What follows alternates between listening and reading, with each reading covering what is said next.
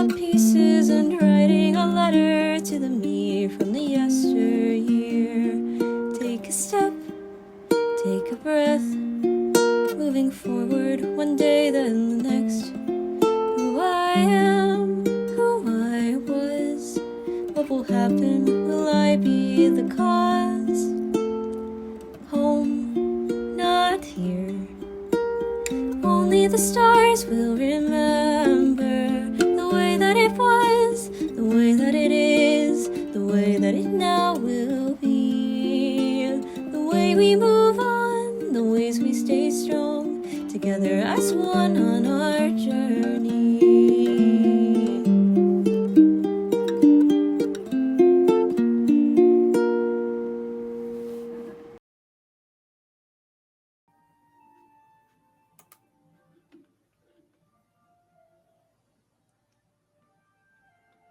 The road sings its quiet little song, a melody stitched together by every step you take. Well, every turn the wheels on the cart takes. Around each bend, the land starts to unfold a little bit more of itself, not rushing, but offering. Every one of you on top of this cart or inside or driving this cart knows of the festival that awaits at the last hill. But for now, the journey itself is the story, the song humming through the hills. The cart is kind of winding down a path. With each crest of a hill, you see more of the town that is coming up in front of you. A dense pine forest, you can see small saplings kind of grow and closer. But until then, there are long fields of wheat, rice paddies to the left. Right now, for those of you who are comfortable with the cold, this is when the cold breaks, when the soil kind of parts for new seedlings. And the sun kind of reaches up into the sky or lowers back down a little later in the evenings, and you feel its warmth more. It is the beginning of leap. In this morning, as the sun is rising, it's very embracingly warm compared to the nighttime where it was cold. The first one to awake would probably be the one handling the driving. As the sunlight is reaching over your face, Echo, please describe your character, their pronouns, and what you are doing on this cart. So, a little bat, she goes by she, her pronouns, um, has these little reading glasses, and she's like, has her little moth tending uniform, well worn, absolutely destroyed by the moths that she tends to. Has a big old satchel of letters and boxes kind of on each side of her because she has to still deliver the mail, even though she's carrying a whole bunch of people with her, which is really cool, because she's not used to having so many people with her, which is awesome because now there are people to travel with. And she's not like by herself with the mail anymore. um, so she's kind of steering our two worms, Sheehan and Timu, and kind of just going, Sheehan, I'm sorry. Can you go to the left so that we can avoid the hole, please? I'm so sorry. As you say that to she, and they make a little grumbly noise and start digging into the earth before Timu hears it. And so they just look where is like frantically for a second where their companion is before reaching back into the earth to follow them and kind of like chasing after them a little bit into the dirt, kind of runs a little left. For a moment, as Timu kind of follows Shien, there is a bump in the cart, just a slight hop, waking one more person up. Who would be the person closest to the driver in this large cart that would wake up? I think that Mirabai would. So Mirabai is a stoat, and stoats change color. Their fur changes color depending on the season. So as it is leap, um, the white is falling away and the brown is starting to surface. But it ends up she looks a little gray. Everybody just calls her Bai, um, and her pronouns are she, her. And she wakes up, and the first thing she does is she checks all the pockets of her paint stained overalls to make sure that everybody is safe and secure in all of their little shrines.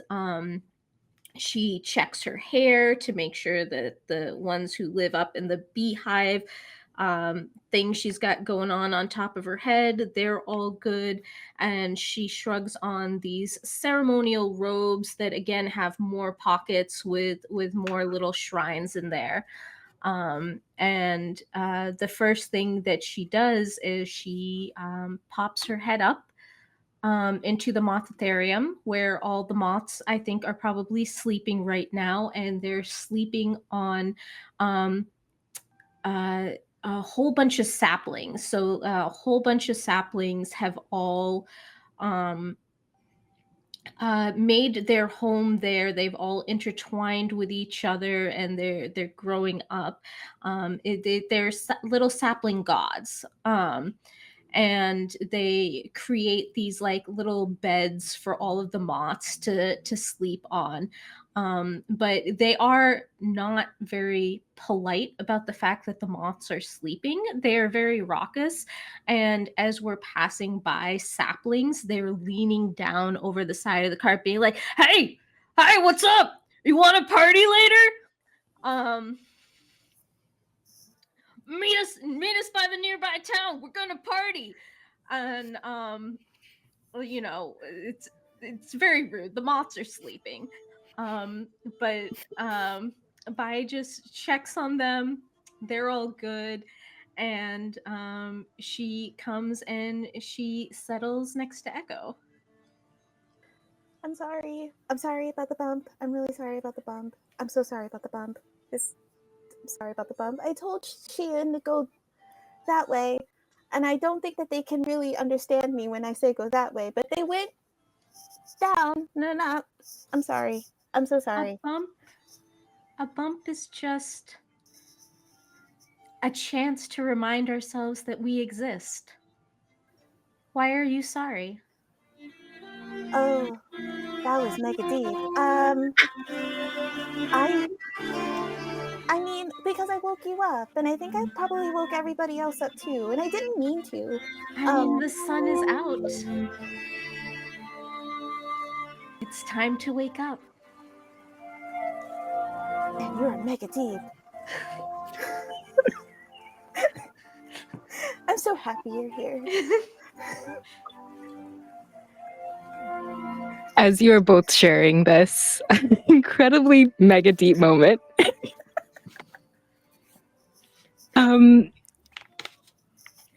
the sunlight kind of bursts through the windows as it does every morning.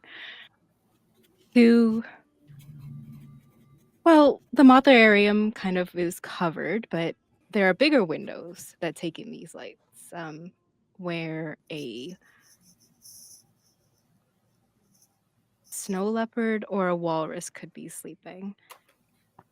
Now,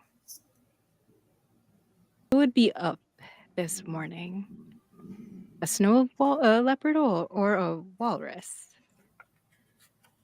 Or who would be staying in? I don't know. I'll be staying in. Then Nate, please describe to me what you are up to. Yeah, so I'm Idris, the large walrus near hanging like at the bottom of the cart because I can't get very high up in the cart. I just climbing's not for walruses. So you see a very, very large guy. He, him pronouns with like Argyle sweater vest and a tweed newsboy cap on, and then just ink all over his. Does he have hands or I don't? How do how do walruses work in this world? Do I have flipper hands? Do we get thumbs? You have flippers that do everything that hands do, and Yep. we don't question it. Nope. Um, You don't question a and poet.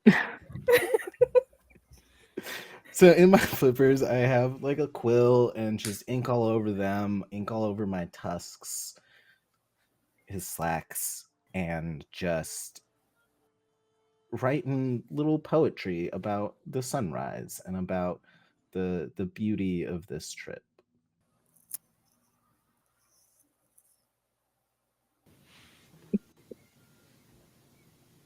You have joined this trip, let's say, for a while now.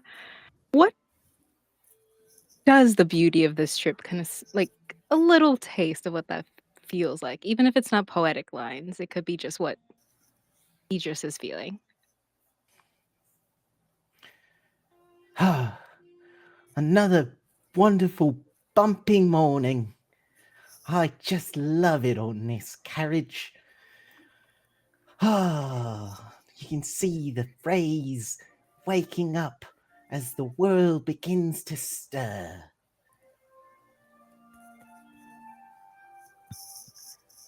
You get a token just for that. That was wonderful.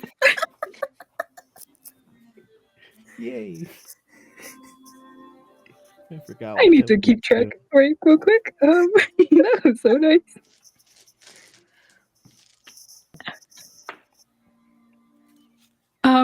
Thank you all. The walls of this cart are pretty thin, so you can hear this, Nyla, getting a little bit of a lie-in this morning. It's not early. Well, it is pretty still early. It's early for you for sure, but you can hear Idris talking about this while they're scribbling with their quill. Maybe paper, something pushed together, like they're crumpling it up and throwing it to the side. If there is a window or like a doorway between your two rooms, you can hear the scratching of the quill on the paper. Please describe to us Nyla. Yeah, Nyla is a snow leopard. She has whitish hair, braids on the sides. She's wearing like a large, like blue cloak that has snowflakes on it. And she's just like burying herself inside of the cloak right now, just trying to bury the scratching noise as much as she can. But the cloak is very thin, and there's a tear in the cloak too. As she just like woke up, sighs, and just like, I was like, what are you writing now? That she just screams through the door. Well, I was just thinking about how wonderful this bumpy morning has been. Like Nyla's just like pause for a very moment, like a bumping morning, thinking about like, what does that mean? What does a bumping morning mean? It seems like Sheehan got excited. Oh, I think he's digging up in the dirt again. oh. Nyla will just like actually open the door fully and just starts to like leave the area to head towards the driver area to see like what is going on with the bumping.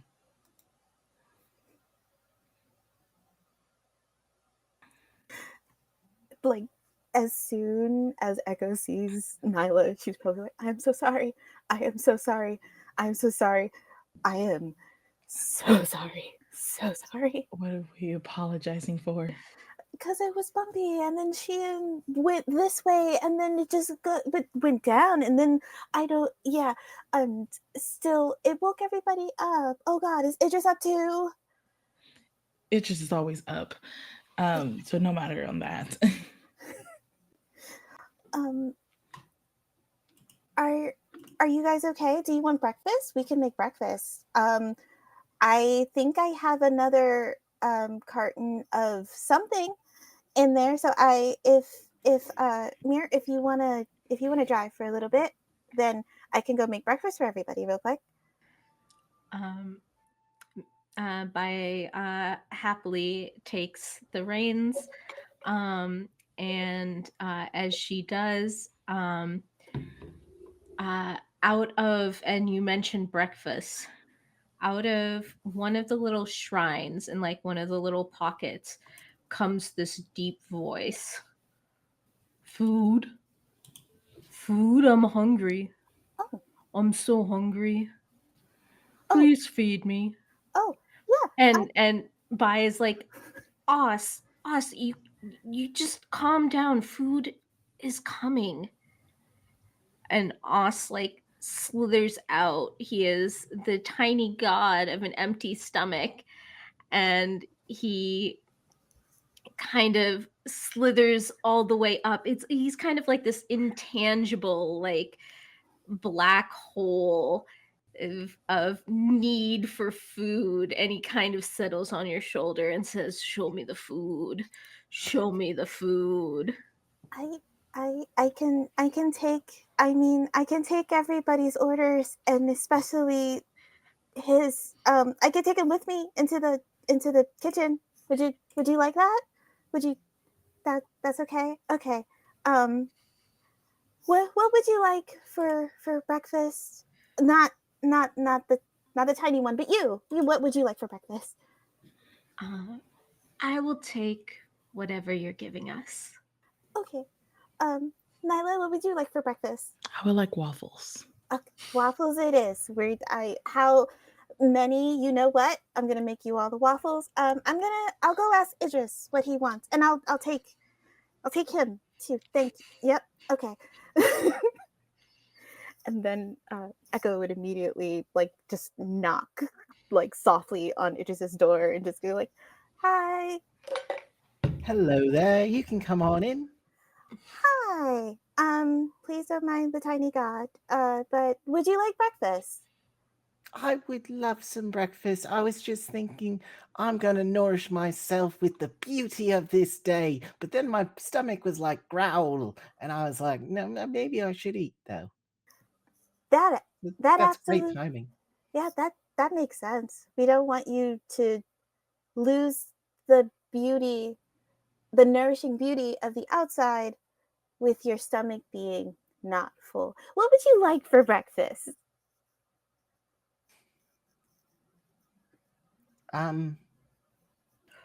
She's Probably making waffles. Waffles all around. Just leaves with her tiny god in her hand.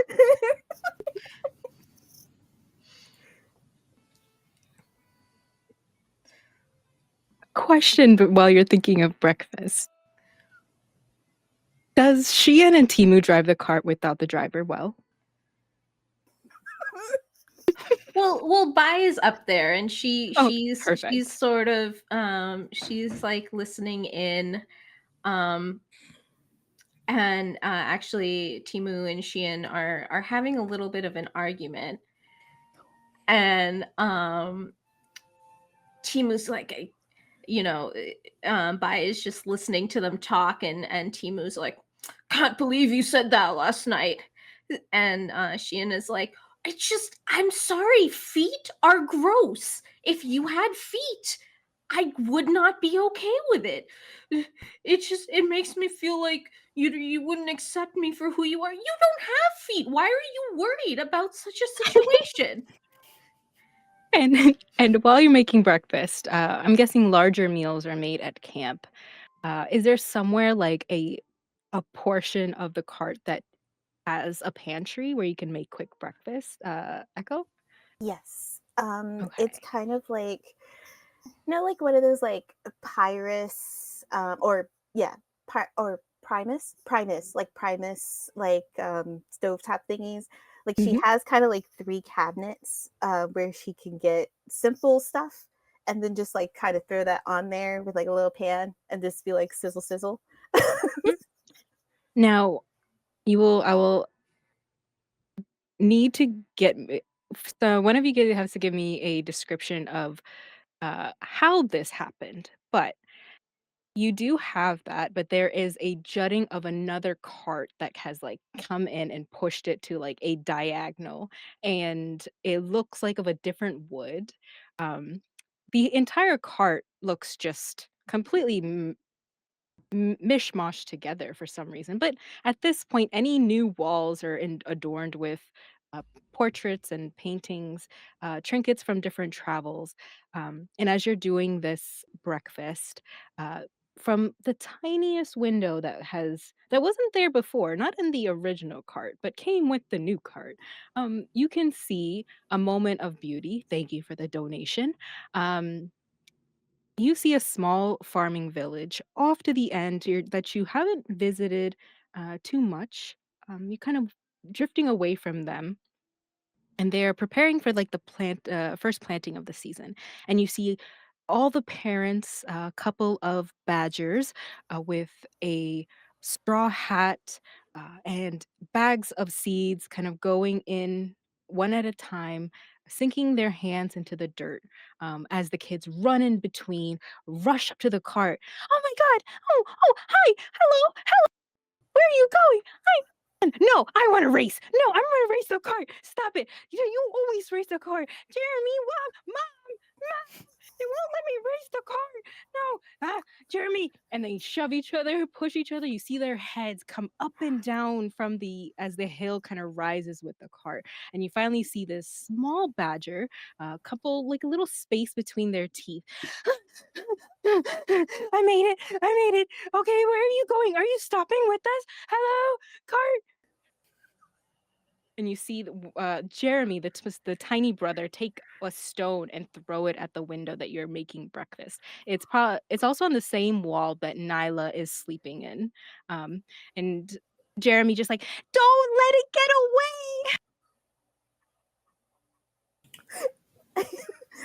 Echo would like open the window and be like, "Rude, rude! You don't throw things. You can't throw things at the car. Hi, what? Do you want something?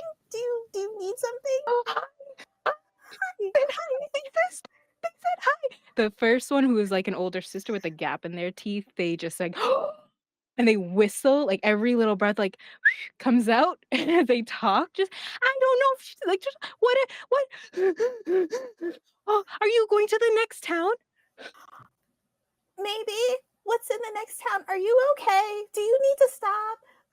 And then like I feel like Echo would just like bolt out and open, probably like go back, blow out like the premic, like, and then just go like, okay, breakfast in a bit. I'm so sorry, and then run and go to buy and be like, I think we need to stop the cart because there are people running and they're out of breath.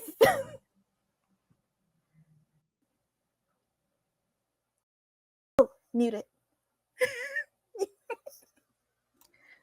Oops. So Bai halts to the cart, and you can hear from above the sapling gods. They're like leaning down. Where's the party? We're ready to party.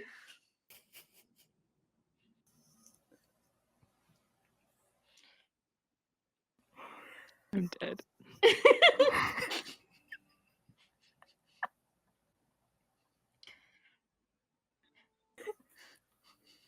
What? There's a party? Oh, there. I don't think there's a party, but so hi. I'm sorry Hi. again. What did you want? We're going to the. Are you asked? We're going to the next town. No, we're from the village town. And usually traveling carts they come every year, and during the chill they're less. You're the first one of the leap. Oh, how exciting! That's really cool. I mean, do you want us to visit? We can visit. We can visit with the cart. The cart's really cool.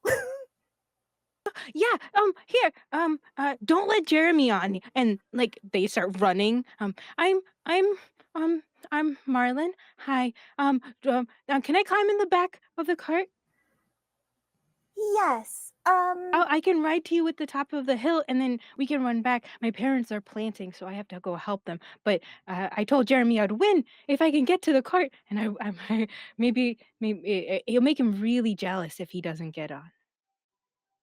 Well, yeah, you can absolutely be here. Actually, do you want to meet a poet? They have like a blank stare of a kid who's like, "What?" Also, Yeah. do you want to meet somebody like super chill? Like there's somebody here, bye actually, who has like a bunch of like gods, and then there's our like friend Nyla, who's like super super cool looking. Like I think you'd really like her. And then Idris does like a whole bunch of cool poet. Like, do you like? You know what? Come on board. Come on, everybody, Okay. pile up. Okay. They turn around to kind of make like face at Jeremy, but Jeremy already is like climbing up. He's so much shorter than their sister Marlin. And you just see this little badger, with like a vest and blue shorts.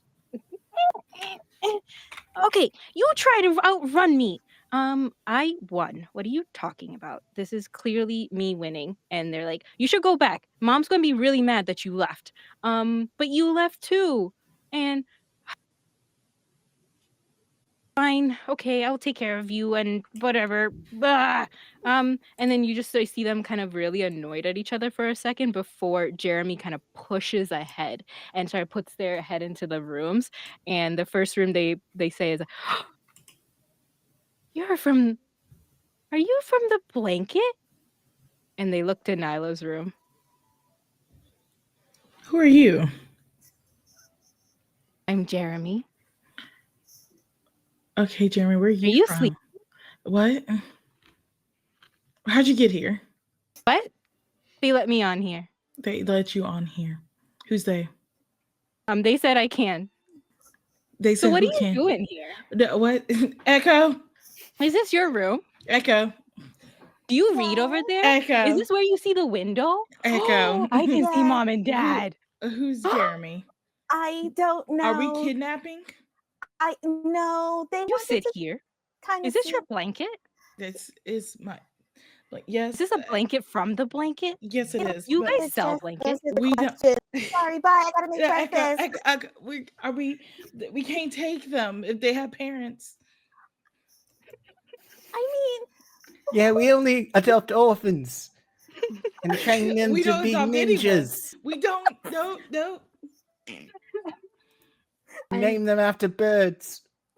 By kind of drifts in from where she was sitting, and she's like, shh, shh, do you hear that?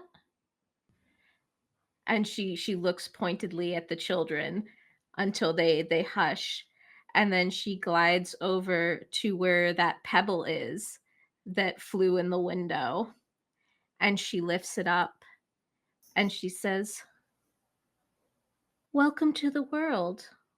What's your name? And the little voice says, hi, I'm Gretel. And it's the little pebble, and it's you can kind of see like little eyes. I was born from a child's wish. And Bai looks over at the children and says, well, you are incredible. You managed to birth a new god. And you have to take good care of Gretel. What? And she places it in the little girl's hand. And Gretel's like, Hello. I was born from your wish. Your wish for the cart to stop. And the cart stopped. Now my we're God. friends. Hi, we're gonna be best of friends, but how did this happen? Also, don't tell Jeremy. Jeremy's like, I'm right here. What do you mean don't tell me? I'm right here. Now it's just like, so we're just giving away gods now? Mega deep. It's mega deep.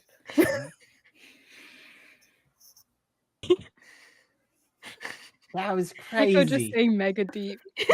Mega deep. It is mega deep, Echo. You are correct. Do you do that all the time? You just pull out gods out of your pockets and hand them to children. Well, it wasn't my god to make. It came from That's their true. wish. That's It makes sense that it lives with them. And that's why children are scary. Oh,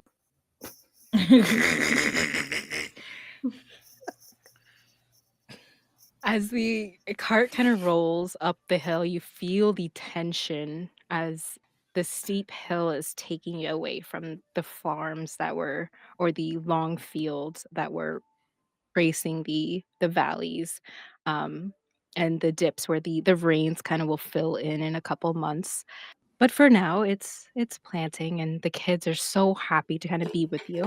Um, Jeremy kind of cries for a little bit, seeing like, I'm too far away from mom, but you see Marlon actually be like, we can walk back. It's not too far. They're only going to up the hill, so we can just walk down the hill. And maybe we can roll down it and like sled. Right, Gretel? Yes! Yes! I like sledding. They both kind of sit at the edge of the cart as they're watching the sunrise kind of fill into the sky.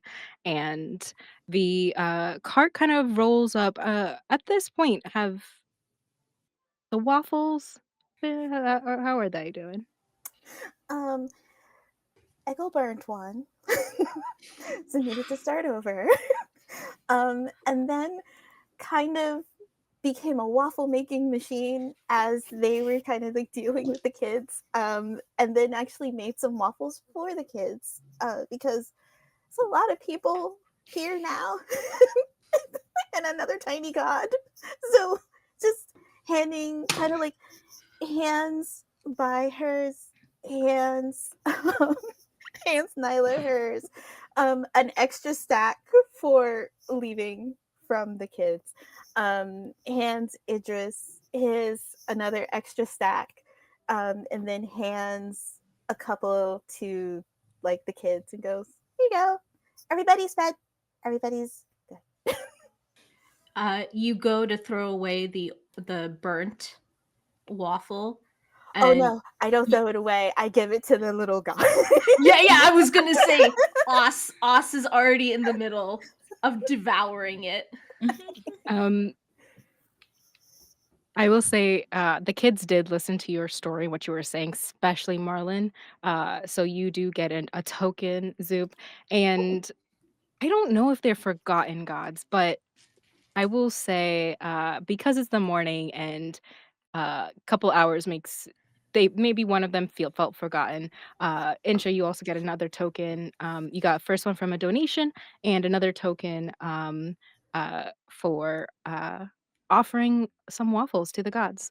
I put a list of stuff in the Discord to see what they're useful for.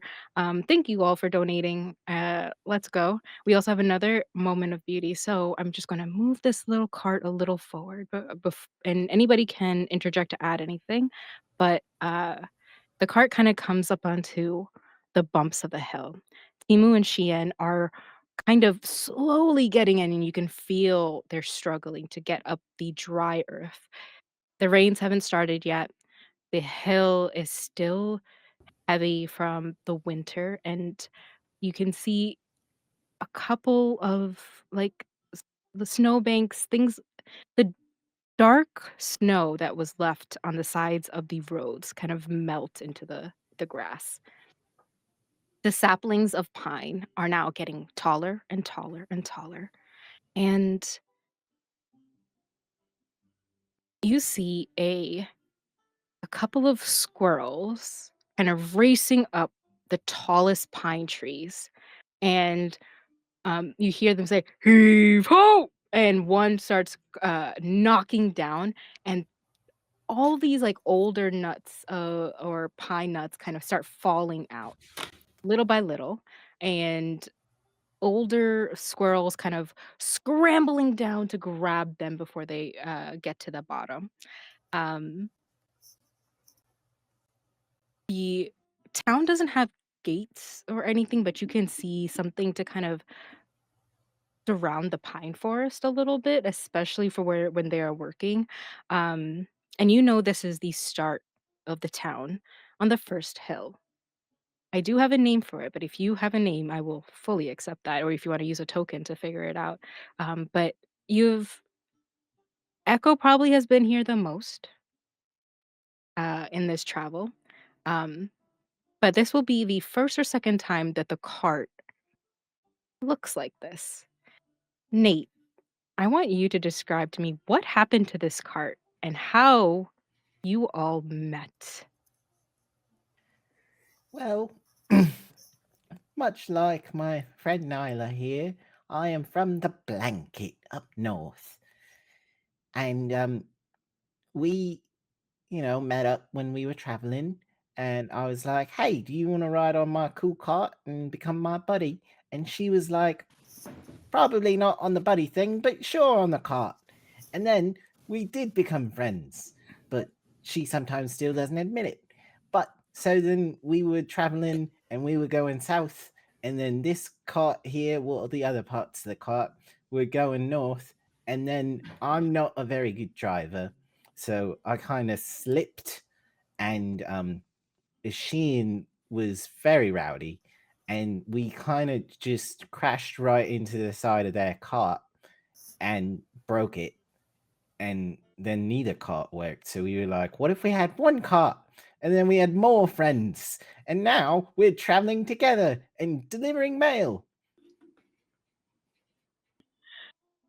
A couple of probably visits to the towns fixed up the cart so they can move one way, but you can still see the spokes of the previous cart kind of crashed into it. And uh, probably some cart mechanics have helped to adjust them into new rooms for a walrus, a snow leopard, a motharium at the top, a little kitchen, and a supply corner for all your tenting needs, and a small area for Echo and Mirabai. As this new cart kind of comes into town, uh, let's see what makes this pine forest unique?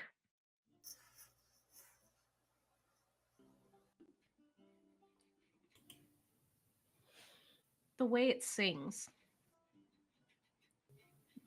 Love that. Like the way when the wind blows through the pines, it makes a specific whistling noise that you don't hear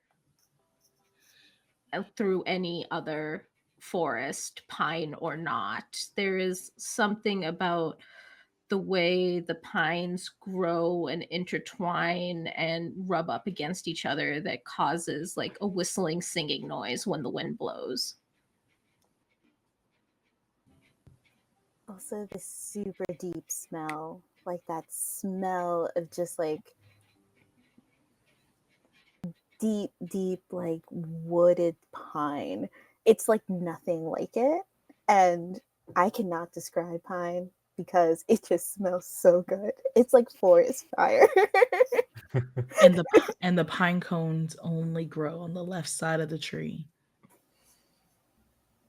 Oh, I like that. Going in with smells and the pine cones on the left side. As you're coming in, the left side of the cart rattles with the sound of pine cones kind of shaking off. All of this is anything that was left over from the last year.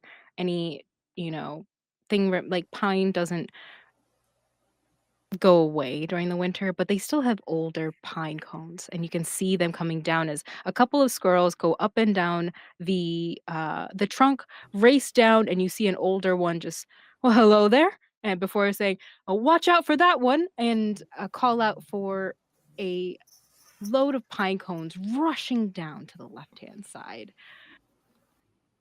Oh, oh, nope, nearly got you there. No worries. Welcome, welcome. How are you all doing this morning?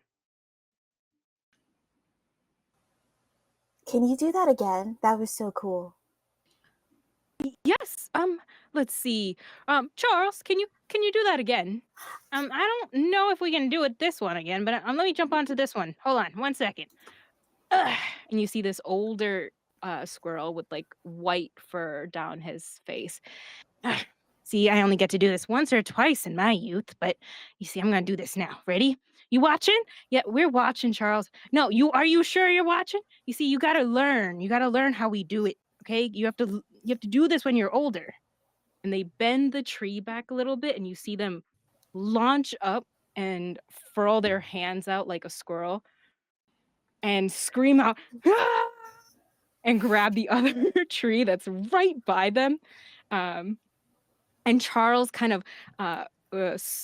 races down the tree, hits against it, and you see another set of pine cones falling down to the left side. Um, and a proud squirrel kind of climbing down, starting to collect them. Oh, yes, the first day of leap is always good to get these old little pine cones out. That's what we used to do when I was like 3 and 20. And the one that welcomed you, he just kind of nods, "Yes, Charles, I've heard this before. We say it every year. Don't mind him." Um, he has a vest of like purple and a badge for the town. Um, and a little like the badge has a pine cone kind of symbol, like with yellow thread all around it. Yeah. These young ones, they don't know how to do it like they did. Well, are you going into the center of town? I think so. I guess so. Are we going into the center Oh, of town? oh, you're the mail Indubitably. carriers. Well, hello there. New mail for us? Yes, I do. I may have a remind me of your name again?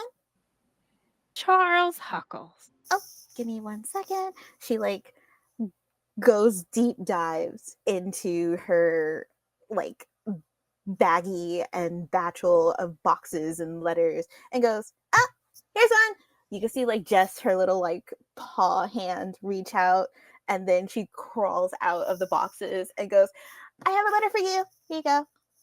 Oh, well, you see, this is why we still keep pen pals to this day. Who is this from? Um,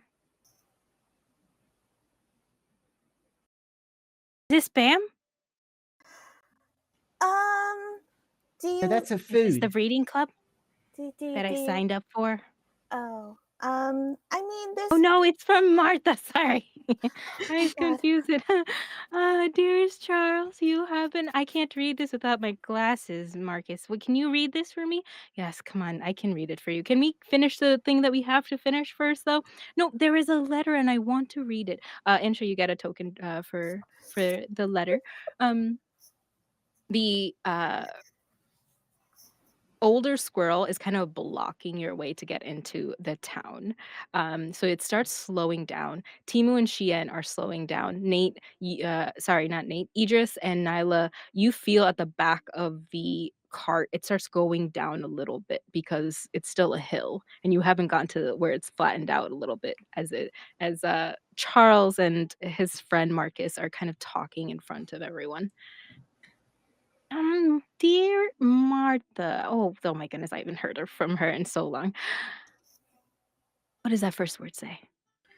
That The says there we go. My glasses. I know I put them somewhere. Um, I think at this moment, so Mirabai had gotten off the cart, and when the sound of all of the pine cones rushing down. Um, she realized because offerings to small gods can come in many forms. It's not just food or clothing or water or whatever. Sometimes it can be sound. And so she knows that the sound of the pine cones falling um, is an offering of some sort to like a small harvest god that lives in these woods.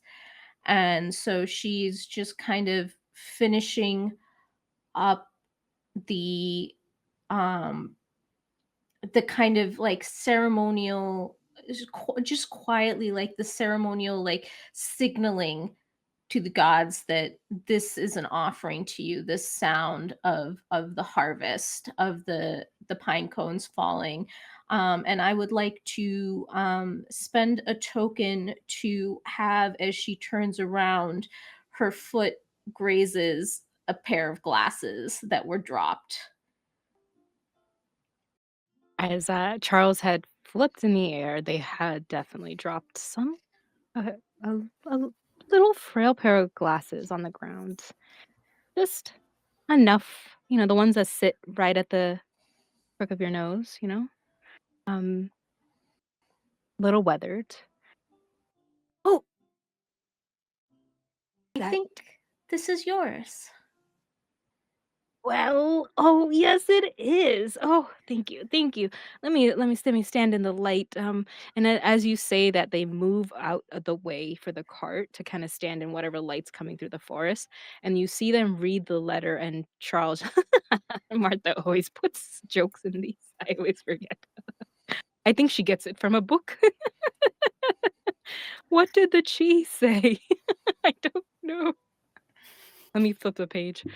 Um, Oh, it wasn't a joke, it was a recipe. Oh, okay, got it down. I was like, "Oh," they write it down.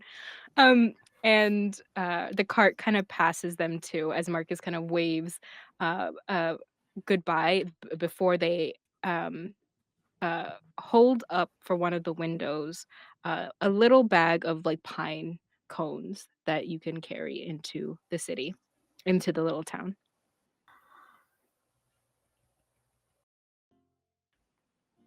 I want to do that thing. I want to do. I one day. I want to do the thing with the pine cones and the going down. That's so cool.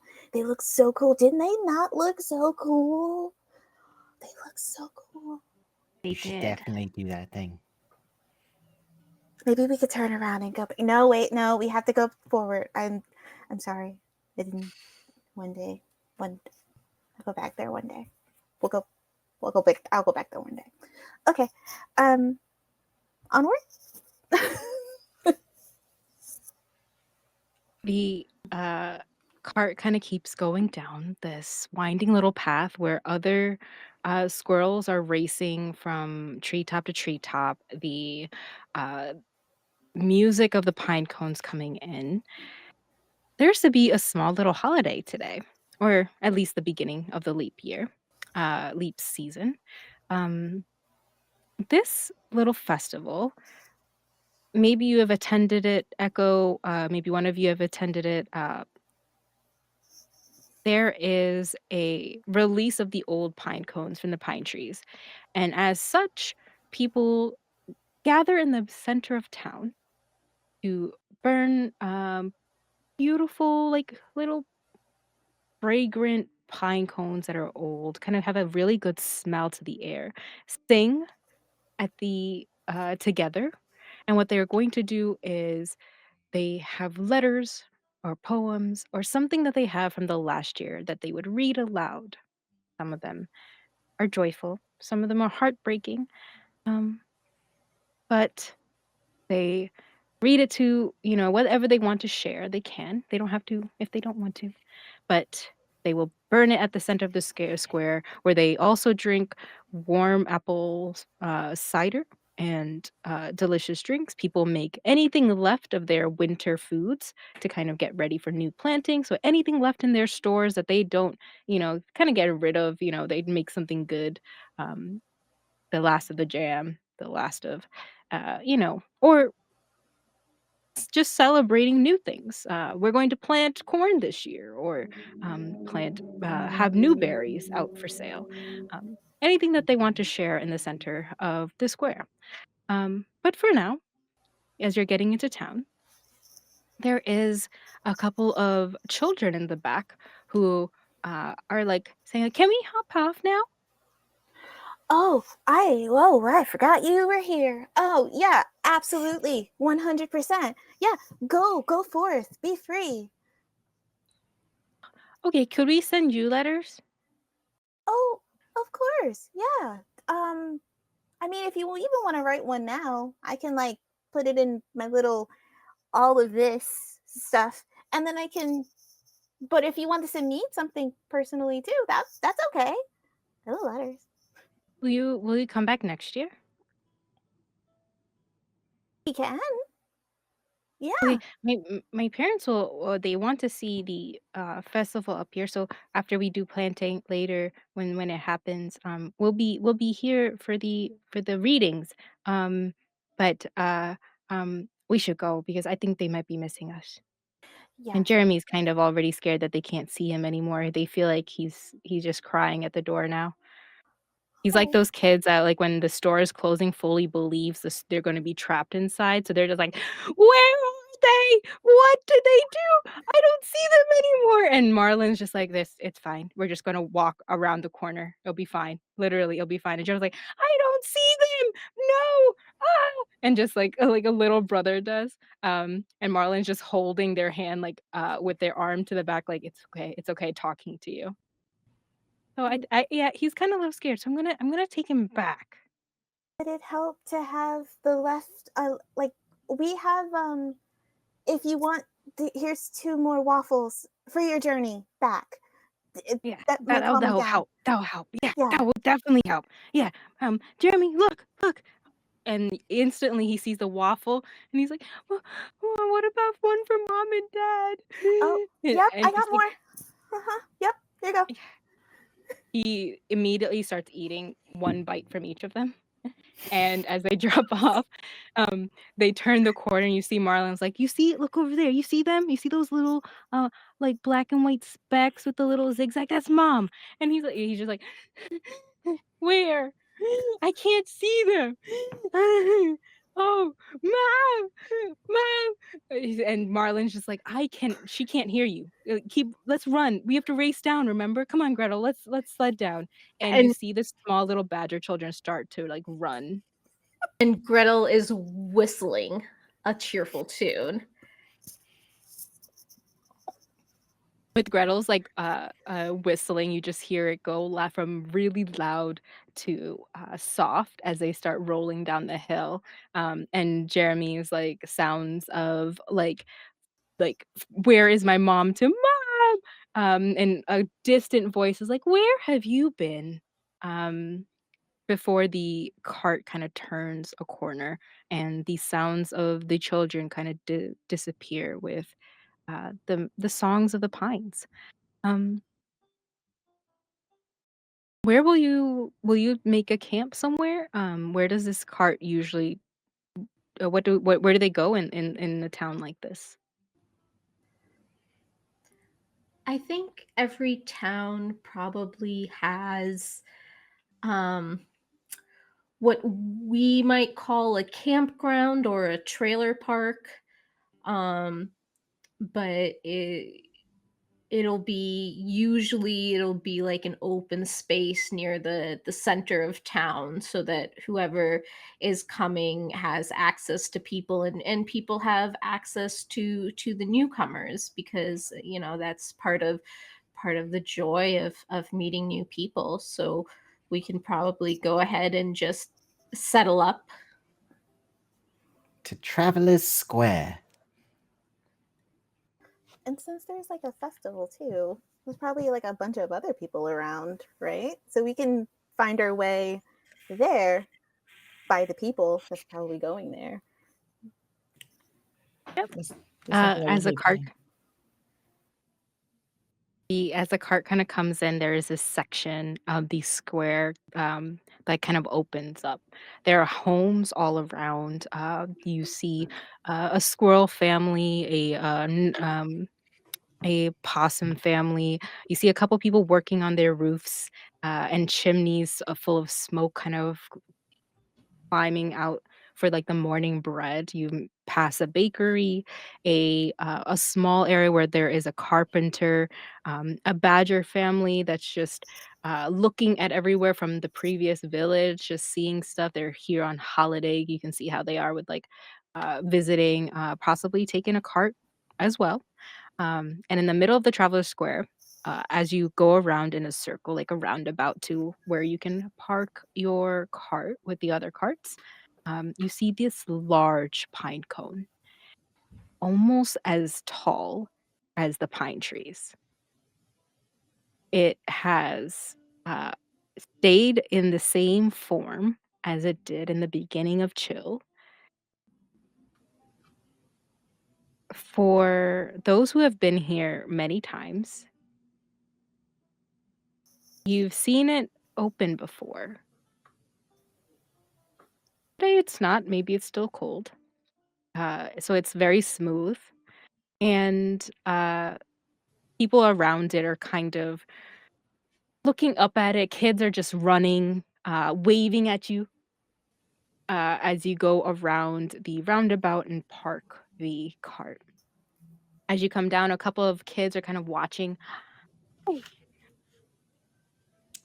And a couple of parents are like, hello, hello there, welcome. Welcome to Pine Meat.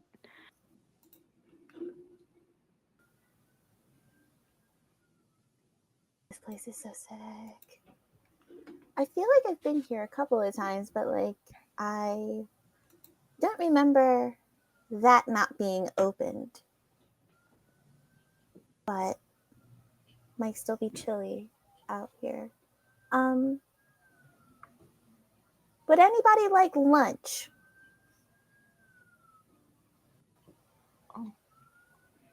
I never say no to your cooking. Oh, thank you, Nyla. Os comes back out. Lunch? Someone said lunch? I really need to stop saying the breakfast, lunch, and dinner out loud and just go to individual people. But I mean, yeah, lunch. You come on up. Get up on the hands. Idris, would you like lunch? I would love to have whatever everyone else is having. Okay. Yes.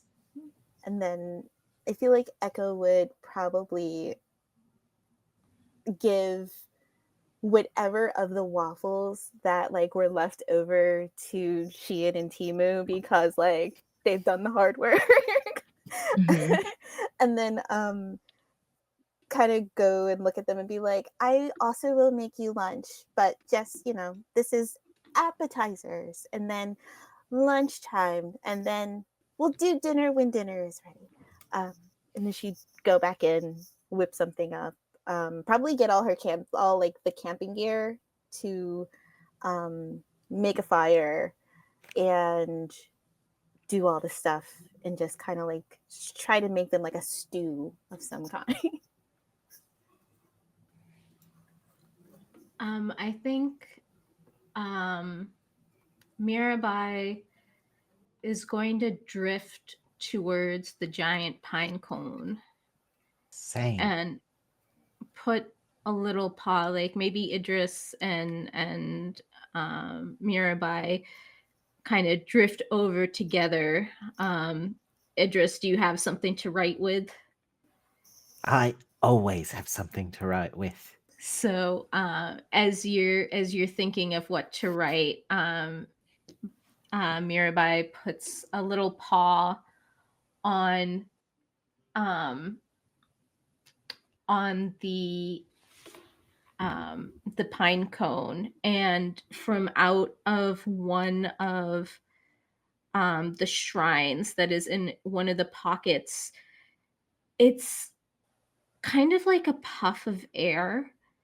And Idris, if you listen real close, you can hear Aya, who is a little god of a misplaced kiss.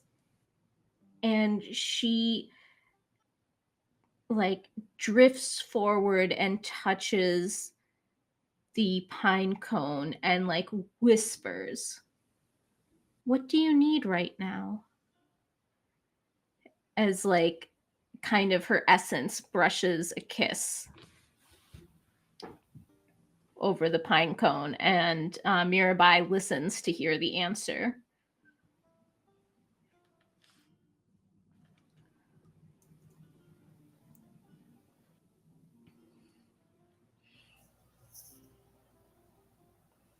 Does she hear an answer? Is that Mm-hmm. is that to me or Yeah, to yeah, Idris? yeah. Oh, yeah. Sorry, I thought it was Idris. Hello.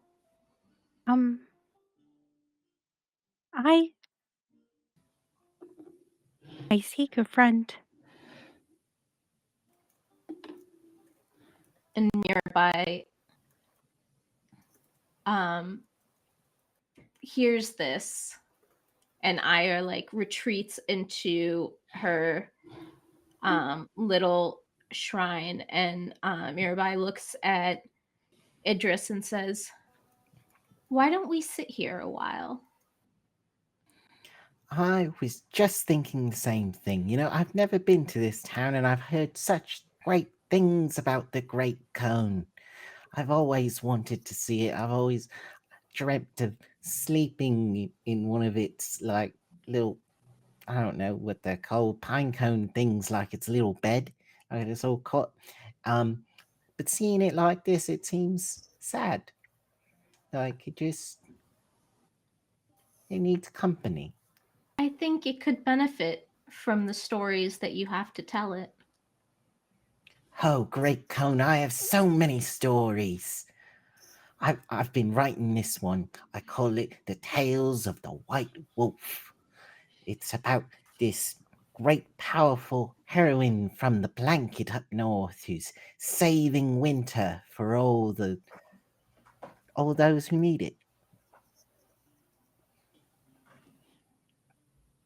And I think it just goes off ranting about his stories and just leaning against the cone and like talking to it, talking to Bai, and he Yeah, talks for a you see long a time. couple of townsfolk just kind of walking by. Huh. Like some of them have faces like, why didn't we try that?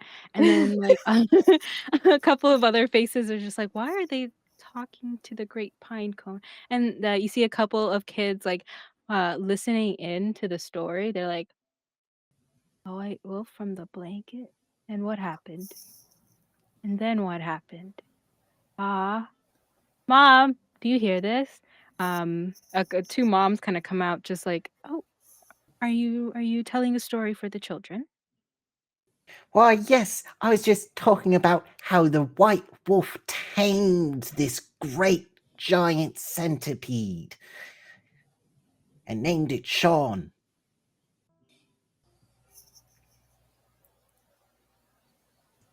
Centipede?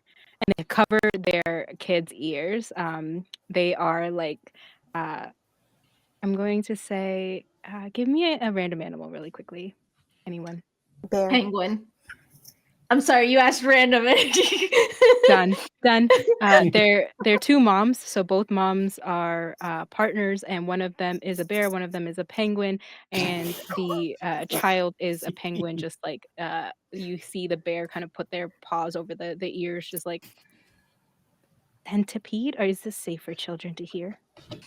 Oh, yes, it's a wonderful, lovely story. It turned into the carriage ride, the carriage horse, the carriage worm.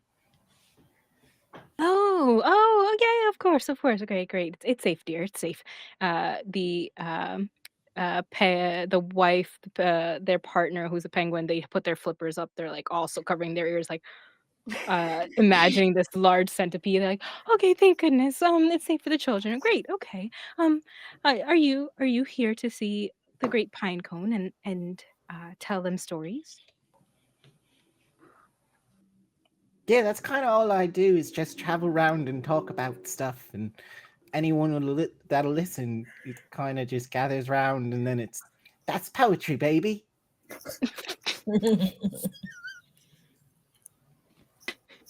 In this new town, um, large trees, all the parents kind of walking around, or a couple of them who've grouped up with kids listening to the stories. A couple of townspeople are also curious. You see a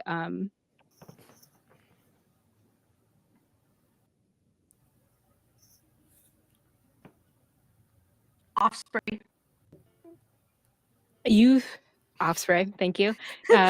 You see an offspring and a kind of rushing forward from the crowd.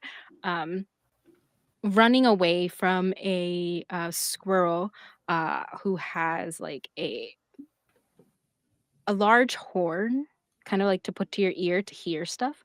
And this offspring, I need to know what an offspring looks like real quick because I can't imagine it real quick. Osprey, osprey. There you go. An osprey kind of with their wings. Can you say, I got it from you, Murmur. You can't listen to him now. And they're rushing into the town as they come in, and this squirrel's like, give it back, give it back. That's not fair. I wasn't doing it. I think I was just listening in. And they kind of rush in front of you, Idris. Um, Nyla, if you're coming out of the cart, they kind of dash around you, so you're almost stumbling a little bit. Uh, they go past the family of penguin/bears and a couple of badgers before Murmur just stops in front, just like, "That's not fair. Drop it!" Uh, Before the osprey kind of drops the little horn. Um, uh, Seeing a couple of disappointed parents look at them and didn't want to get in trouble, clearly from their face. Um, Near you, Nyla, is where the horn was dropped. It is homemade. Looks like somebody wrapped around a metal sheet and then fastened it together with some help. Um, and it looks like something you put to your ear to like a horn or to hear Oh, something. okay. But how it's shaped looks like the surrounding of it is wrapped in pine. Yeah, I think Nala picked it up and tried to return it to the owner. It was like, "This yours?" Yeah, thank you. The Mm. the name's Murmur, by the way. I was like, "I'm Nyla. Nice to meet you." So, where you use that horn for?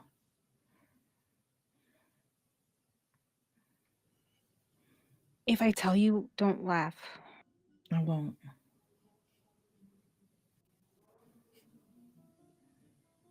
Everyone hears a song in Pine Neat, but I swear some of the trees speak. Oh, of course. Nature always speaks to us. It does? It speaks to you?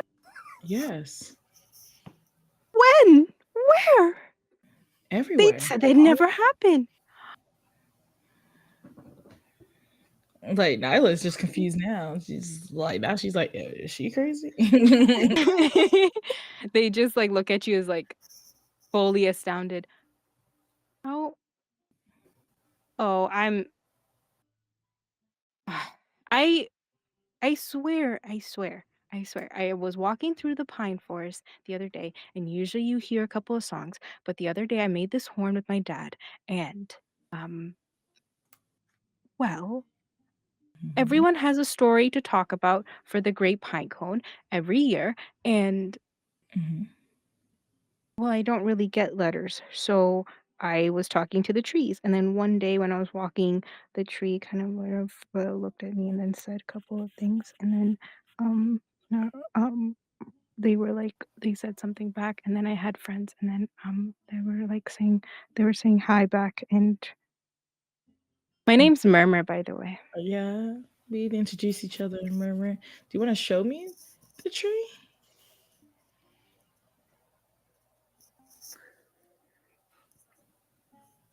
Oh, you think I'm weird? I can see No, it. no, no, no, no, no, no, no. I do not think you're weird. Not at all. I think everybody else thinks that I'm really weird right now. I'm a snow leopard in the middle of a pine forest. Well, we have a lot of tourists this time of year, so you're not really weird. Name another snow leopard around here. You No, can't. that's true. That's true. Yeah. You are the first snow leopard I've ever met. Yep. Okay. I can show you where it is, but But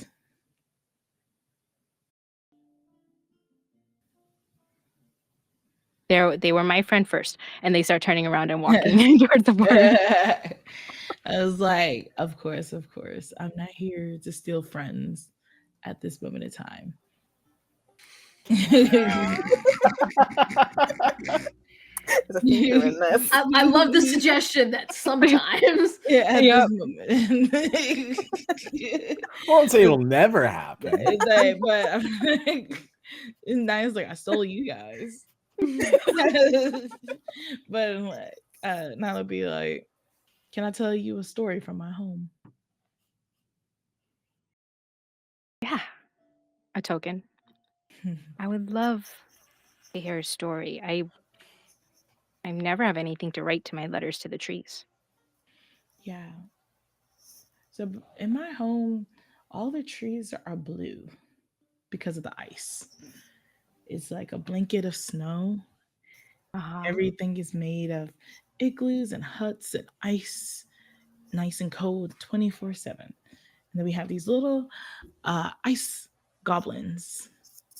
As they call themselves the flakes and stuff. They're really cute and stuff. They love to build snowmans. We even make unique snowflakes to make sure that we have constant snow all the time. It's very beautiful. You should visit sometime. Yeah, I would love to visit. Do you go there much? Not at this moment in time.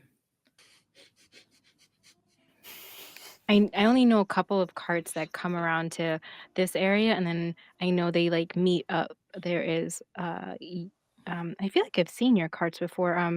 Are you guys the mail carriers? Yes, Oh, that we is what. have one as well. You see that Badger family over there?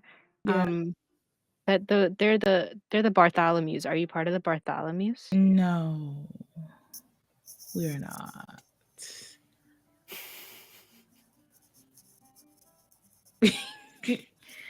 Lovely folks.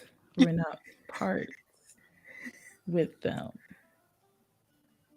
As a I can't. Yeah, I have to look away from the video ninja real quick. He's like, anyways, I really love like icicles. Like I sometimes I have like the black cherry icicles, and sometimes they're like orange icicles and stuff like that. Are they like treats? Yeah, y'all never had Wow. icicles out here? We do, but they don't like come down like they grow on the pine trees during the chill. And then a lot of the stuff is flavored with like pine, and then they put pine nuts over it. We don't really get out much. We should probably get something like that. Black cherry sounds really good. But it is also the end of like winter, so new traveling carts should bring something new for this summer for when like it's really warm. Mm-hmm. I was like, if I'm able to grab some icicles, I could try to make some.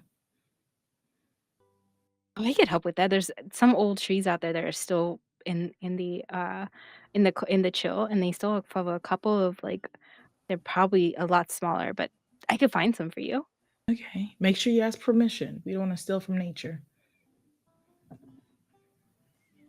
But I could hear them. I want to. Here, before you two kind of walk off, does anyone else join them, or or what is everyone doing?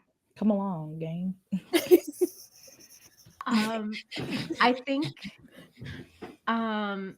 if Nyla, like we're kind of talking to the pine cone, But she said there's a talking tree. We have to go see it. Come on. We can talk to the pine cone after. I promise. Oh yeah. No. If she lets us know, yeah, we'll definitely come.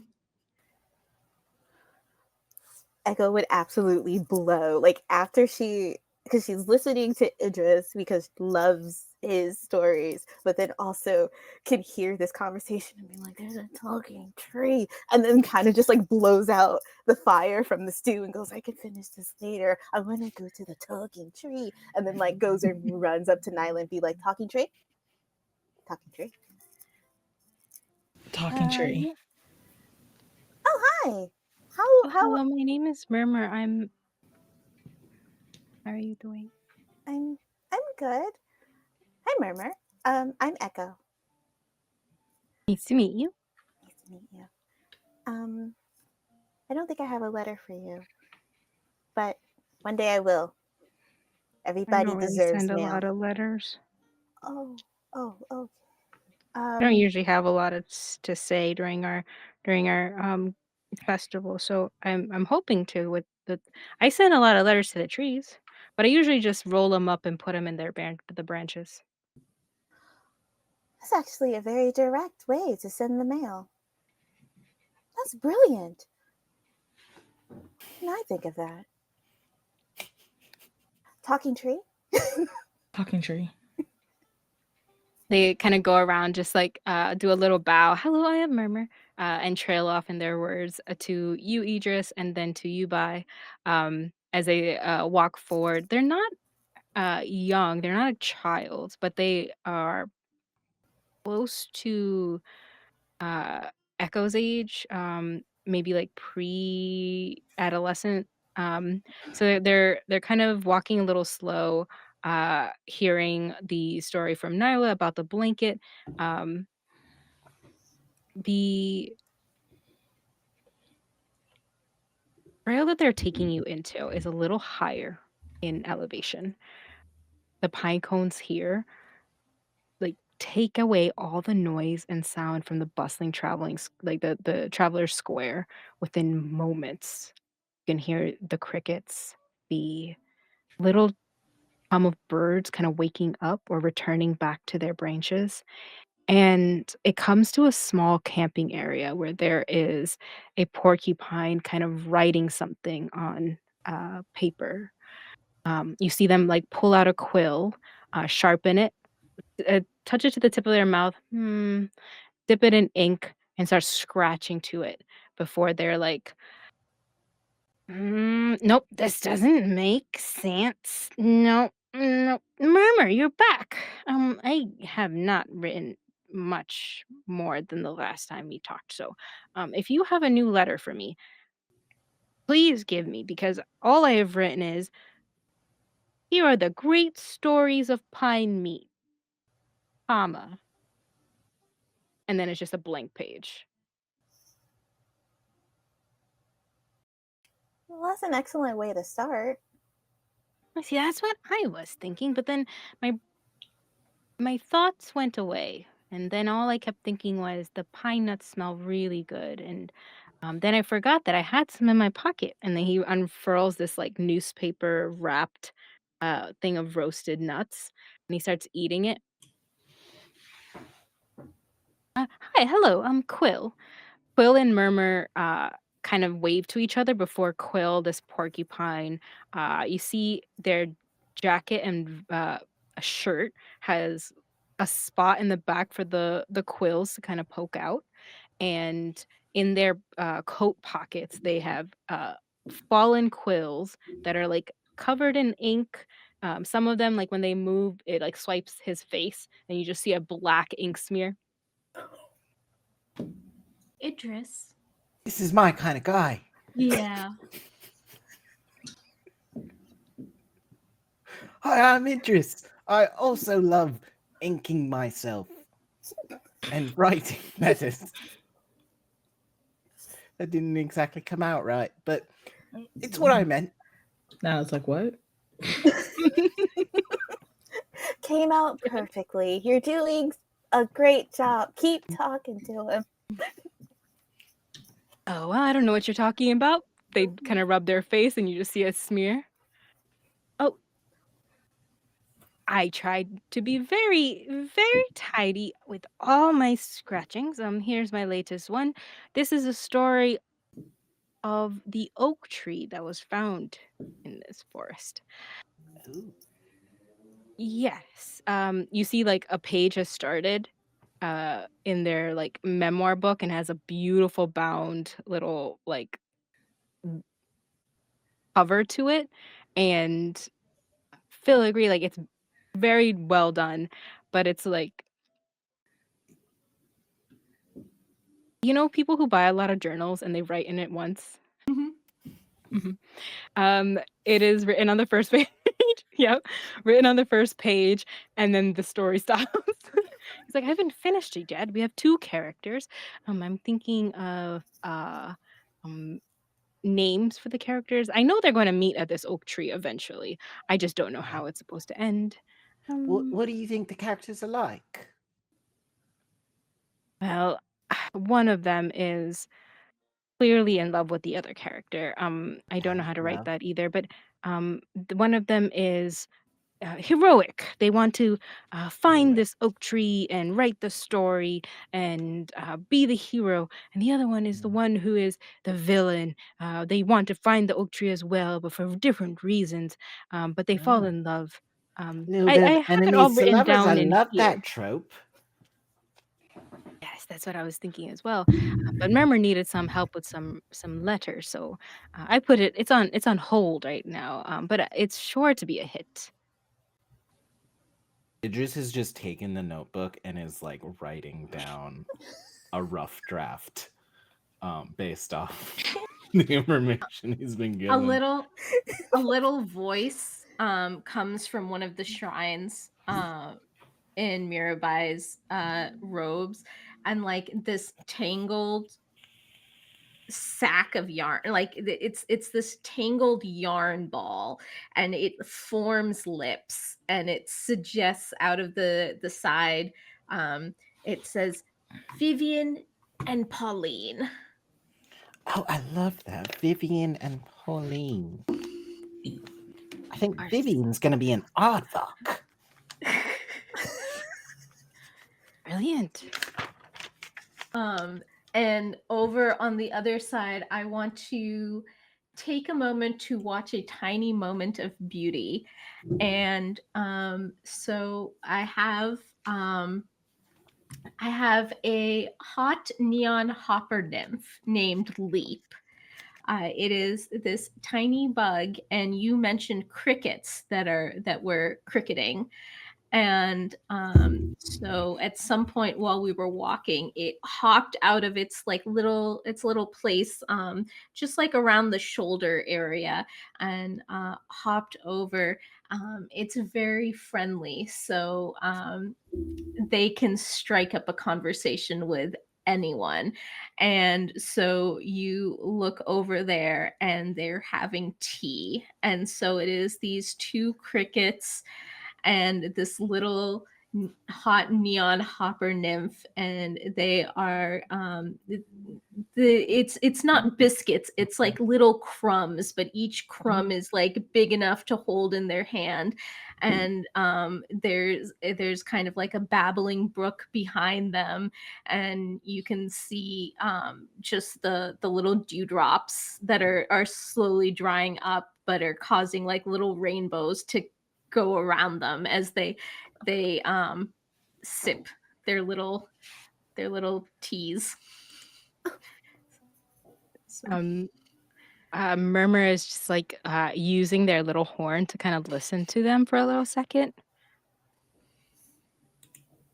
See, this definitely works. I know it works. This should work.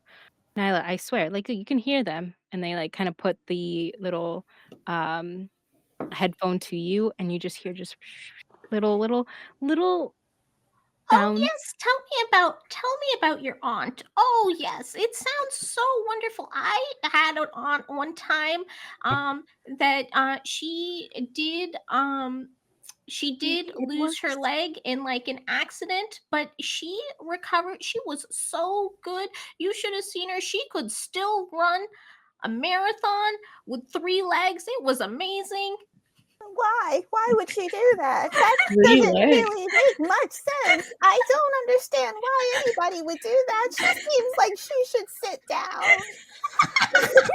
What a marathon with 3 legs, Nyla would say. Listening in. Murmur's just right next to you, like, see? I understand. And the townsfolk say that they can't hear it, but I hear it.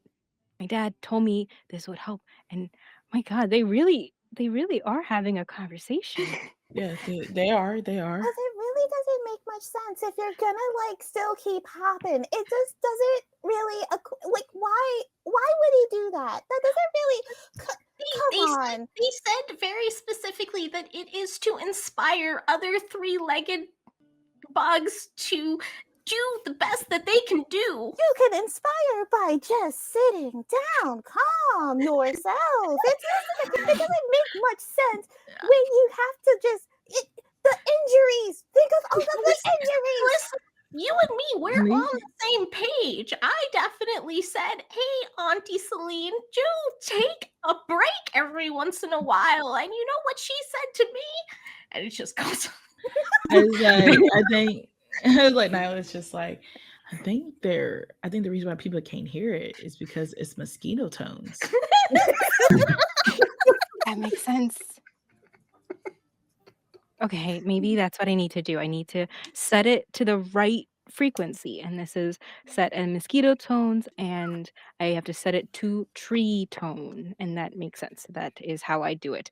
And they take the horn, and they start hitting it against the a stone, and you see it like bend in a certain way. They should do it. No, hold on. Okay. And they twist the bindings on it around and around, shift the pine that's at the edge of it, and they start putting it to the pine trees. And Quill has sat next to you, Idris, just like, oh, Murmur has started. We should dictate. But I like this. Vivian and Pauline, we should talk. We should talk. I feel like we could write something together. I've been struggling to write, honestly. Yeah, here, just take my information. We'll stay in touch. I'll be sure to send you some letters. I have big ideas for this one. Oh, that would be great. You see their face kind of quiets down a little bit, like sombers as soon as the group kind of follows Nyla, and if Echo and Mira are also kind of at the middle of the group, um, Quill kind of whispers, just like, sort of been losing my words. Sometimes it used to be so easy. I used to write chapter after chapter, and then I would go to bed and wake up, and I would more ideas, and then now it just feels very he like clutches his little parchment and says, ah, maybe these words aren't really meant to be heard at all. And he kind of puts his book kind of into his sack, little backpack. I think every story is meant to be heard. It's just about finding the right way to get it out. Sometimes that's through writing, sometimes that's through meeting a young, hopeful voice in your hometown and teaching them. That doesn't mean your words have fallen, it means they've changed. That's an important part of growing up.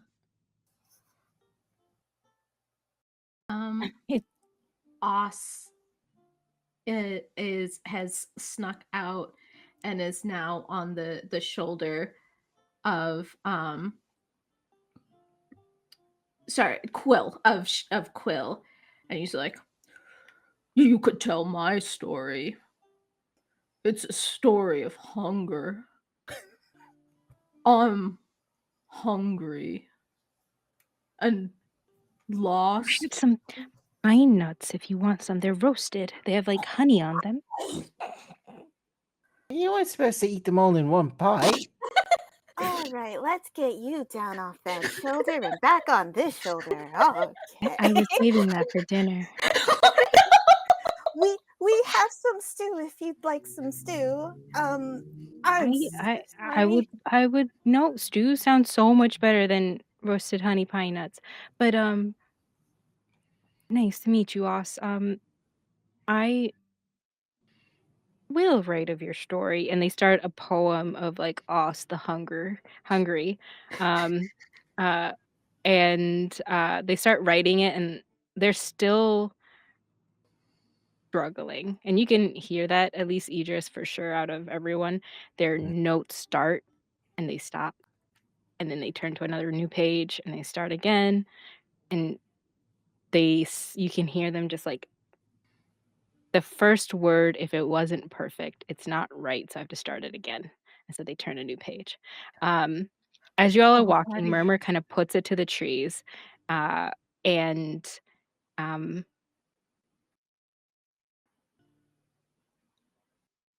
I think when Murmur chooses the tree that they want to talk to, mhm. Mira will come up and she produces a couple things out of um out of like one of her pockets, and she says, there are gods living in all the trees.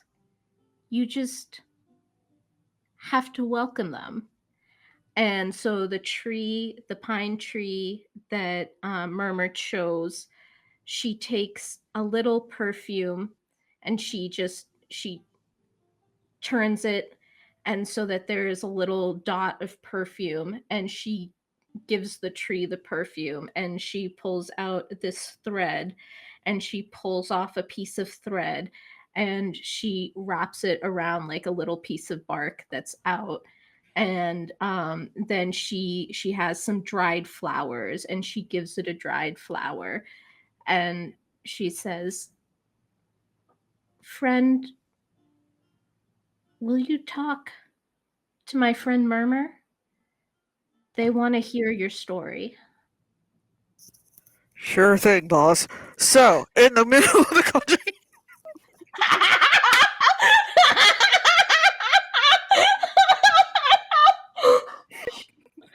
Ever since you said the bass goes high, I was just like waiting. Sure thing. So, in the middle of August, when the pine leaves were like super duper duper wet, my aunts, uncles, cousins, brothers, nieces. Did you follow that? Do you get that? Yeah, I think If you so. didn't get it, I can say it again. So it's my Yeah, okay. cousins, brothers, Quill, niece, write this down. uncles, uncle with his sisters, brothers, Michaels into the infinity and beyond.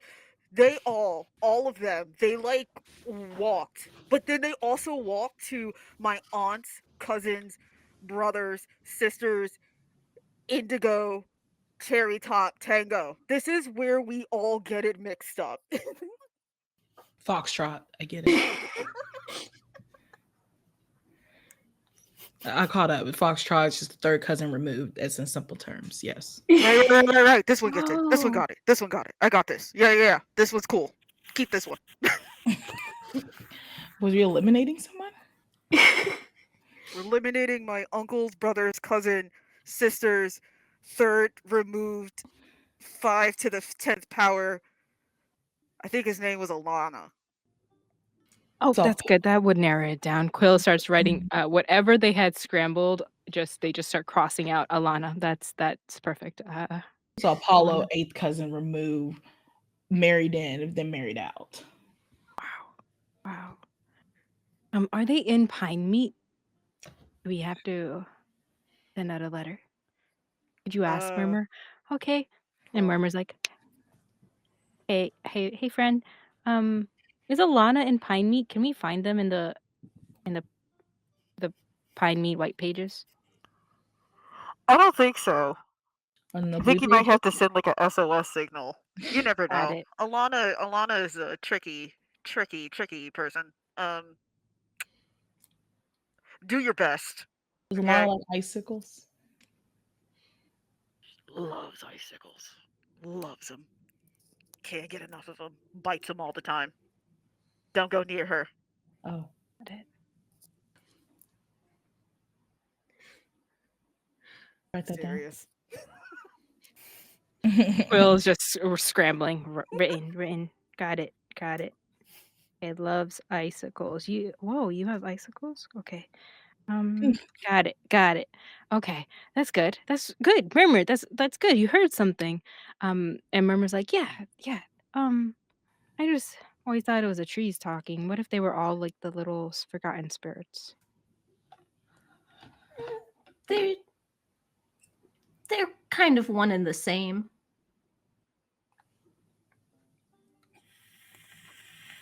Do you think I don't have a letter to read out this year? Do you think they can write something I can read in the town square? Echo would probably, like, as soon as they say it, kind of like search through, see like a letter that hasn't been like taken by somebody, and goes, "If you want, you can have this one." I think it's like a, I think it's a letter. Um, it might have been from a town, and I don't think the person. I think the person may have wanted you to have it anyway. Kind of like Oh, immediately scrambles out the name that's on the letter, but puts like murmur and go, "Here you go." thank you. Yeah, I can read this. This will be awesome. Um, I haven't really got a letter before. It's okay if I write my name on it? Oh, your name's on it. Look, see? Oh my god. I have a letter. Thank you. Congratulations. Quill, look, I have a letter. And Quill's nods like, look, you see? It happens. Well, such a good news. Okay, Murmur. Well, now the townsfolk will be happy to hear your letter, and you won't have to like sit out from talking this year. You can literally like stand up in front of everybody and read the letter. That's awesome. Um, and can we get stew now? And Murmur's like just nods. Yeah. We can go back and get stew. That would be awesome. Um, It and might Murmur need kind of 5 turns more around, minutes. clutching it. Hmm? It might need 5 more minutes on the fire, but we can notice too. Yes. Yeah. Oh, yeah. The walk should be like 5 or 6 minutes, so definitely. Um, so Murmur kind of turns around and starts walking, and leaves their little headphone thing on the tree. Um, Quill rolls up the last letter that they wanted to send that they dictated into the nooks and crannies of the tree. And they pretty much walk with Idris to hear more about Pauline and Vivian. Um, so you said Vivian is the aardvark. Yes, I actually had a change of heart. I think it would be better if Vivian were a meerkat and Pauline a Uh-huh. cobra. True enemies to lovers of nature. Do you mean a mongoose? Mongoose, yeah. Wow. That was Ravel. That was Yeah. Ravel, by the way. Who's saying that? Still iconic. This is Ravel, my editor.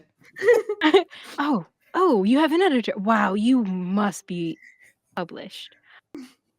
I write my things and hand them out in towns. That's published, right? Are you written under Idris? Yes.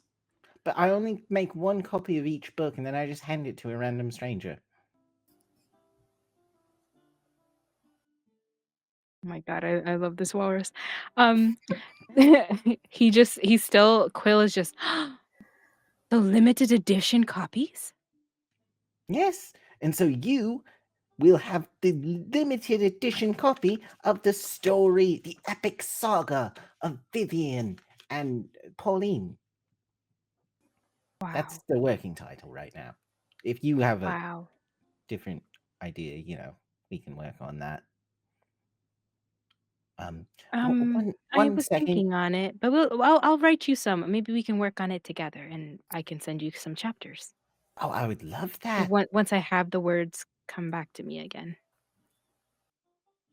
Um, could I spend a token to find out what someone needs to change?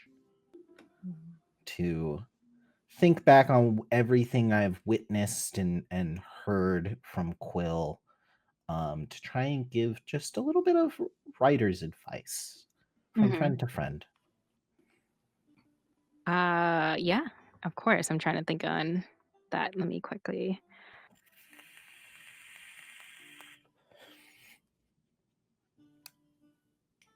I mean, I think Um, mushrooms. Mushrooms is the answer. What if we just do drugs together? That's how I get out of my writer's block.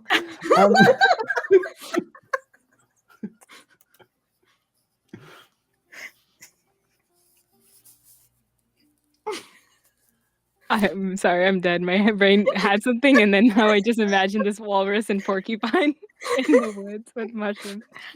Dead. Okay.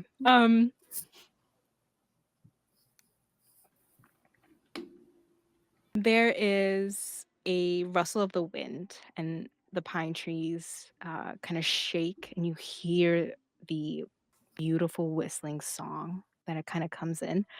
And a single scrap of parchment kind of flutters through the air, that was like tangled up in the branches. As it comes down, you see the same black ink that Quill uses, but not in his handwriting, a poem. And it says, "Flutter away, flutter away."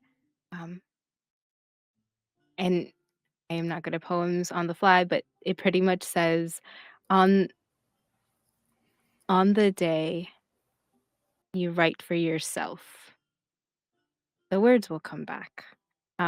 Pretty much alluding to like they've been helping Murmur for so long now that they really haven't taken time to write for themselves. They just have been helping. Um, so the poem kind of ends with like a little dot from a forgotten spirit of the winds of the pine meet. Um, the sound like singing as they say to you. Um,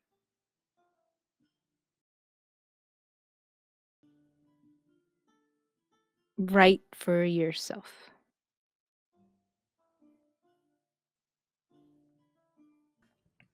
You know, Quill, I think you you seem so lovely, and you obviously care so much for your friend here, but do you ever think maybe you just need to write whatever is on your mind? It doesn't have to be right, it doesn't have to be wrong. It just has to be whatever you thought.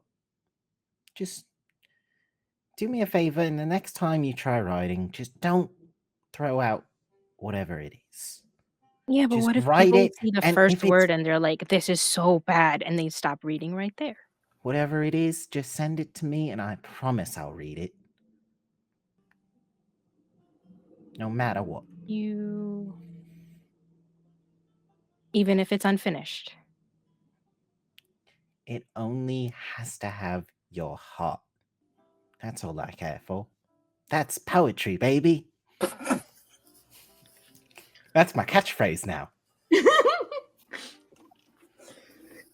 Um, you see there it is a moment where they want to kind of fight it, but they pull out that journal and they write "the heart of a poet" as like the first line. And the scratching starts going, and it quiets down, but not because they stopped writing, but because you are back in Travelers Square.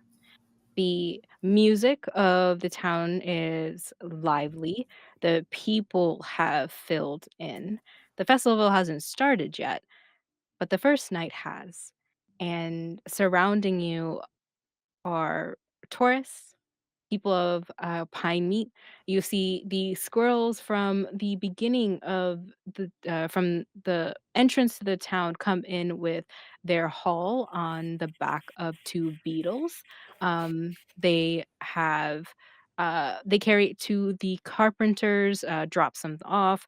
Um, Charles kind of stops off at the bakery, picks up a couple loaves of bread, waves to you at the cart with his letter, kind of at you echo, like, I read it, and hands you a couple letters to send into the next town. Yes, this one should go to my son. He's at the next town down in the valley. You should see him just recently got married. The lovely, lovely old boy. He is the one who ferries the little boats. So you should be able to meet him. This one, and then he has a stack of letters. I was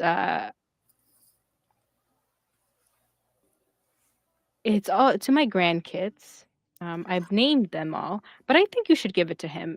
That way you can find it all. Like they are hard to find.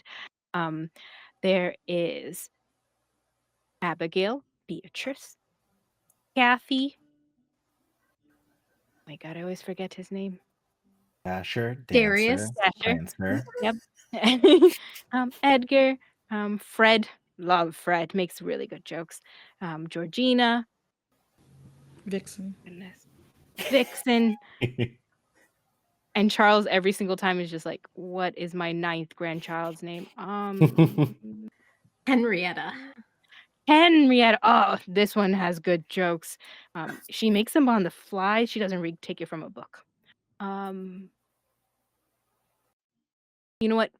Give it to my son. They will find it all. I I will attempt.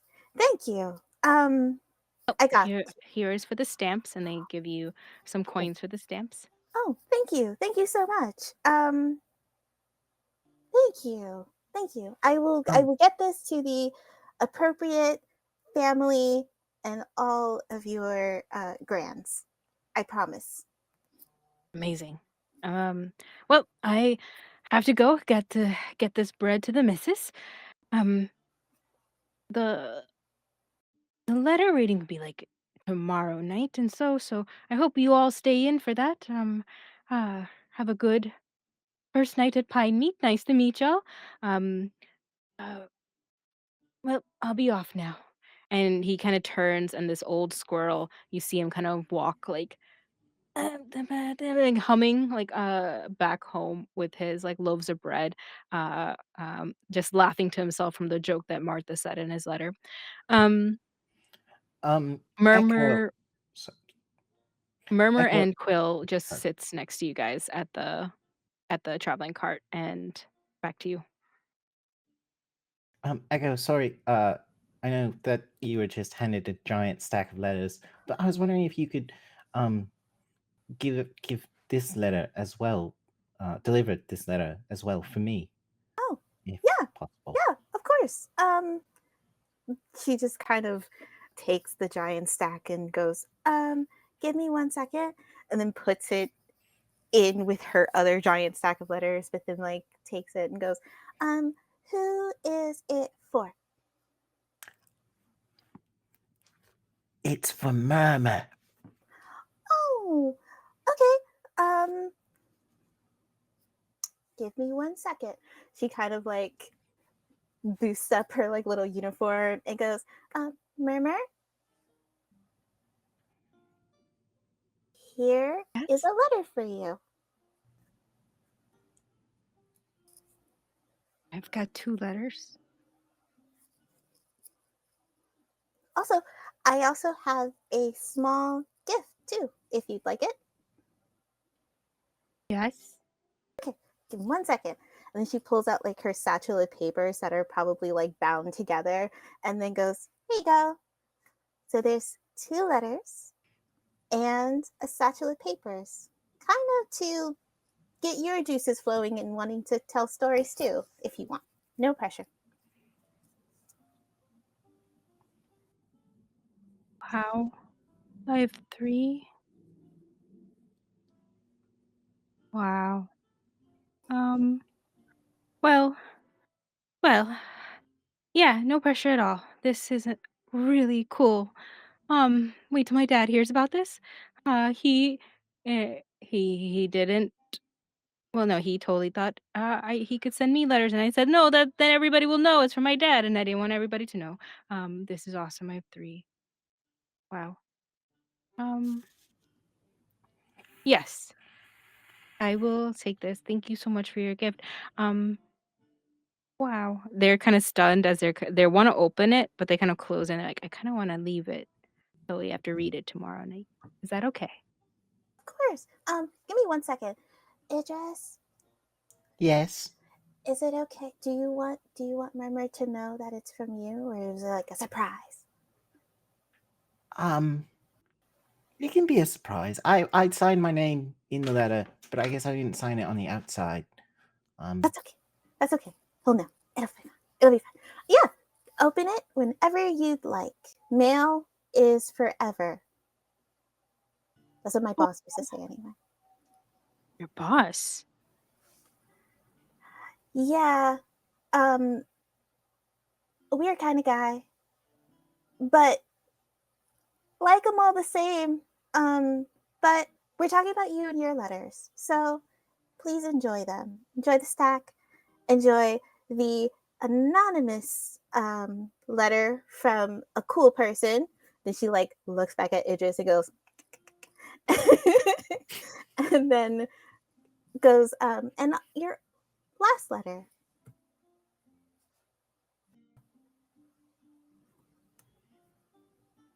Oh my goodness. Murmur is fully just stunned. They went from like trying to get letters from trees this morning, and a couple years now, to now having a stack of letters to choose from. So they're kind of opening up one to read the first paragraph and they tuck it back down. The town area kind of gets a little noisy from people kind of this is the first day of like a couple of days into the season, right? So they're bringing things. There is new food on the stalls, pickled vegetables, jams, jellies, new breads, anything from the last harvest. You keep hear a couple people get your store like stocks right here. You can make something good. Like all these noises are taking over around this stew pot that is growing. Very beautiful and cooking very beautifully. Either Nyla, like one of you, paint me a picture of this scene as you all kind of tuck into some stew on what it possibly might taste like or what you talk about around the little campfire. You're describing the stew. Mhm. I think it'd be almost like a jambalaya flavor of stew. Yeah. Smell the spices of it. Maybe a little bit of the pine cones in it just to give that nature flavor in it. Sausages, turkey sausages, whatever you need in there. Little bits and pieces of the rices on there, just to feel like home. And home is where Nyla feels. And she's just like, can we just stay here a little longer? I think so. Cool. As That's fine. I was like, Nyla is just like sitting there with the bowl, just closing her eyes, just thinking of home as she's just eating by the fire. Nate, sorry, Idris and Vi and Echo, what are your last thoughts as we wrap up?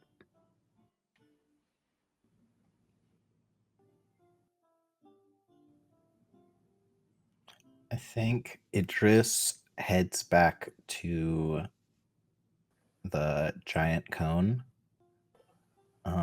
and continues storytelling time, like gathers a little bit of a crowd and just kind of spends the night telling stories of the White Wolf and her heroics. And I think that by invites Quill and Murmur to sit as well.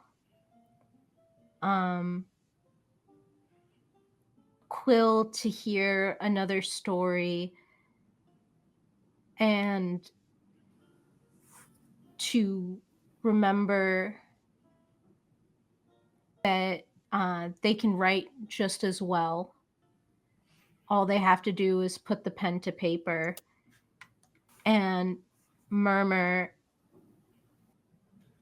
Bai would whisper, this pine cone also has a story to tell. And it needs friends. So let's be its friends tonight. Echo would probably just sit like next to everybody as she listens to Idris's story, because inside her head she's just like, it was very sweet that Idris gave a letter, because letters are important and people getting these small little tokens are very important. And then like thinks about like the letter that she has, and she's just like, that was really important to me, and I'm really happy that he did that. But like loves listening to the story, so just sits with her little stew and just munches down. As 4 of you enjoy pine meat on your first night of leap, Idris, so close to the great pine cone at the center, you see it's fully not opened, and a couple people are still very worried. Some of them kind of whisper, even with the children kind of listening intently at your stories. Some of the parents whisper, maybe it's a bad omen. Or will we do better this year for our planting? Is this tied to the luck of the town? And then a couple of cracks are forming at the base of this great pine cone, glowing a little bit in the moonlight.